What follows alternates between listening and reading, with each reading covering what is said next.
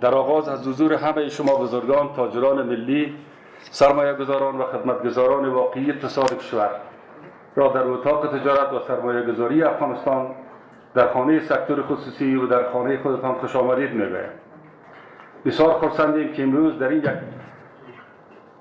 یک فضای تفاهم، مشوره، همکاری و مسئولیت‌پذیری گرد هم آمده ایم تا در مورد یکی از مهمترین بخش‌های اقتصادی و حیاتی کشور، یعنی سکتور مواد نفتی و گاز مایع، صحبت و تبادل نظر نماییم.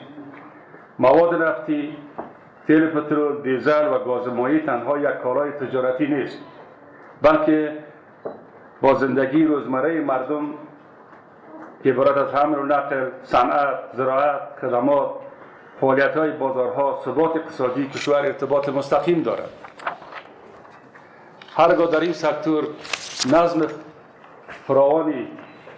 فراوانی، کیفیت و قیمت مناسب وجود داشته باشد، مردم احساس آرامش می‌کند، تجارت رشد می‌کند و اقتصاد کشور به سوی ثبات حرکت می‌نماید.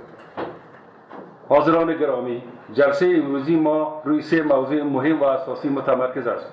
موضوع نخست، تأمین واردات منظم مواد نفتی، پترول، دیزل و گاز مایع از کشورهای همسایه و کشورهای منطقه است. افغانستان یک کشور مصرف کننده مواد نفتی است و نیاز دارد که مسیرهای وارداتی آن همیشه فعال، مطمئن و متنوع باشد.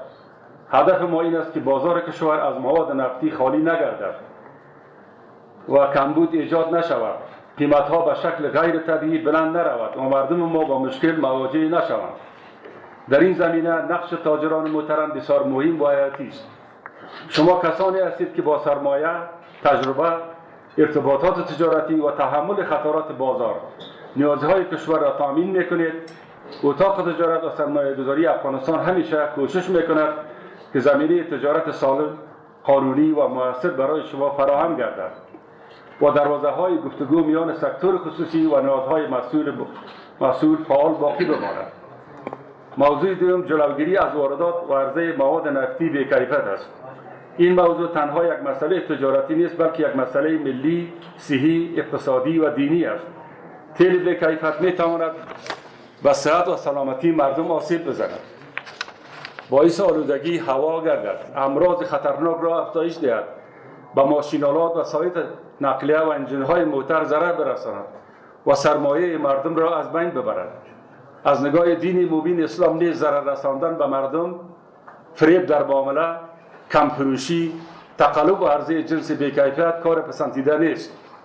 تجارت در اسلام جایگاه بلند دارد، اما تجارت زمان باعث برکت می شود که بر اساس صداقت، امانتداری، انصاف و خیرخواهی برای مردم انجام شود.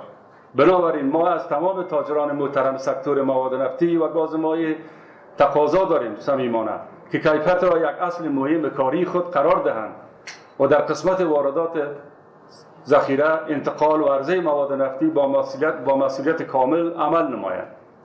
ما باور داریم که تاجر افغان تنها به فکر منفعت شخصی خود نیست، بلکه در کنار تجارت وجدان ملی، مسئولیت اجتماعی و تعهد دینی نیز دارد. وقتی مواد با کیفیت وارد کشور می شود، هم مردم دفع می برند، هم بازار اعتماد پیدا می کند، هم سکتور خصوصی اعتبار بیشتر کسب می نماید و هم اقتصاد کشور تقویت می شود. موضوع سوم، شنیدن مشکلات، پیشنهادات و دیدگاه‌های تاجران محترم این سکتور است.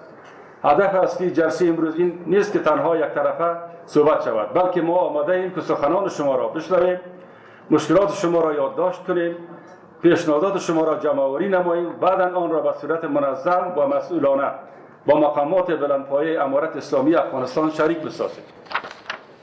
ممکن است شما در بخش‌های مختلف از جمله ترانزیت، گمرکات، تعرفه‌ها، مالیات، اسناد تجارتی، معیارهای کیفیت، ذخیره‌سازی، انتقالات قیمت‌ها، مشکلات سرحدی، هماهنگی با ادارات و سایر موارد نظریات و مشکلات مشخص داشته باشید.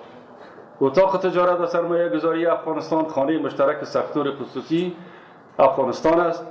مسئولیت خود می‌داند که صدای تاجر را بشنود و مشکلات او را به گونه درست انتقال دهد و برای حل آن از راه‌های تفاهم، قانون و همکاری نماید. حاضرین محترم در این مجلس، ما به این باور هستیم که رشد اقتصادی افغانستان بدون تقویت سکتور خصوصی ممکن نیست. سکتور خصوصی ستون مهم اقتصادی ملی است. تاجران و سرمایه‌گذاران کشور با سرمایه خود، با زحمت خود، با خطرپذیری خود و با فعالیت شبانه روزی خود زمینه کار، عرضه خدمات، تامین نیازهای مردم و تحرک اقتصادی را فراهم می‌سازند. بنابراین حمایت از سکتور خصوصی در حقیقت حمایت از اقتصاد ملی، حمایت از مردم و حمایت از آینده افغانستان عزیز است. اتاق تجارت و سرمایه‌گذاری افغانستان تلاش می‌کند که میان تاجران و ادارات دولتی پل ارتباطی مؤثر باشد. ما باور داریم که مشکلات از راه گفتگو، تفاهم، هماهنگی و تصمیم‌گیری مشترک حل شده می‌تواند. هرگاه اداره و سکتور خصوصی در کنار هم کار کنند، هم منافع مردم حفظ می‌شود، هم تجارت رشد می‌کند، هم عواید ملی افزایش می‌یابد و هم کشور به سوی خودکفایی، ثبات اقتصادی حرکت می‌نماید. در اینجا لازم می‌دانم یک بار دیگر تاکید نمایم که تأمین مواد نفتی با کیفیت، جلوگیری از کمبود در بازار، جلوگیری از واردات مواد بی‌کیفیت، رعایت اصول تجارت سالم و حل مشکلات تاجران مسئولیت مشترک همه ماست. هیچ نهاد یا هیچ شخصی به تنهایی نمی‌تواند این کار بزرگ را انجام دهد. این کار به همکاری حکومت، سکتور خصوصی، اتاق تجارت، نهادهای تخلیقی، وارد کنندگان، ذخیره کنندگان، توزیع کنندگان و تمام فعالان این سکتور ضرورت دارد. از شما تاجران محترم تقاضا می‌کنیم که امروز با صراحت اما با احترام و نظم مشکلات و پیشنهادات خود را مطرح سازید.